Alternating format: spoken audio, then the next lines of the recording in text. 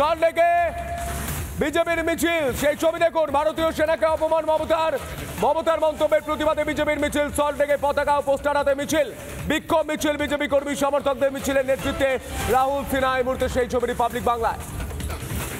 রাহুল সিনহা সহ বিজেপি কর্মী সমর্থকরা তারা রাস্তায় নেমে বলছেন মমতা বন্দ্যোপাধ্যায় ভারতীয় সেনাকে অপমান করেছে। গতকাল যেটা করেছেন, একটা প্যান্ডেল রাস্তার মধ্যে 1 বছর ধরে বেঁধে রাখবে, স্বেচ্ছাচারিতা। আমাদের একটা প্যান্ডেল বাদ দিয়ে 2 ঘন্টার জন্য দেয় না এই সরকার। প্রত্যেকটা ক্ষেত্রে আদালতের অনুমতি এনে তবে প্যান্ডেল বাঁধতে হয়। বারবার সেনার পক্ষ থেকে বলা হচ্ছে প্যান্ডেল খুলে ফেলুন, আবার যেদিন প্রোগ্রাম হবে আপনার সেদিন প্যান্ডেল বাঁধবেন। যখন বারবার বলা সত্ত্বেও পুলিশ এবং তৃণমূল কংগ্রেসকে বলার পরেও খুলছে না, তখন সেনারা কিন্তু ভেঙে দেয়নি, সেনারা নিজেরা খুলে দিয়েছে। অর্থাৎ কতটা ভদ্রতা এবং ভব্যতা দেখিয়েছে তারা। তার পরিণামে মুখ্যমন্ত্রী চরম অসভ্যতা দেখিয়েছে।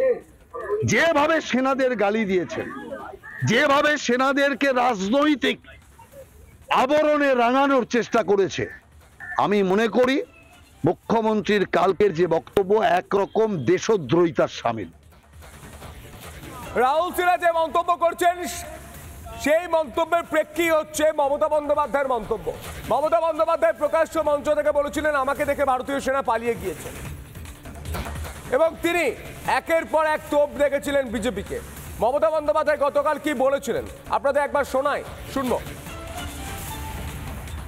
সব এজেন্সিকে গভর্নমেন্টের ললিপপ করে দিয়েছে। আর্মিটা বাকি ছিল, ভেবেছিলাম আর্মিটা পারবে না।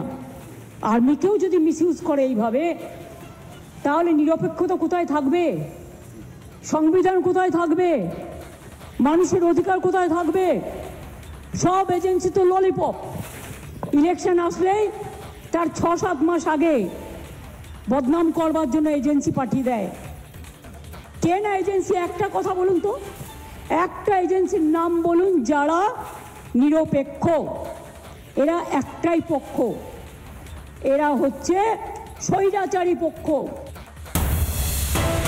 নানা ধরনের কন্টেন্ট দেখার জন্য লাইক করুন, শেয়ার করুন আমাদের ফেসবুক পেজ, সাবস্ক্রাইব করুন আমাদের ইউটিউব চ্যানেল।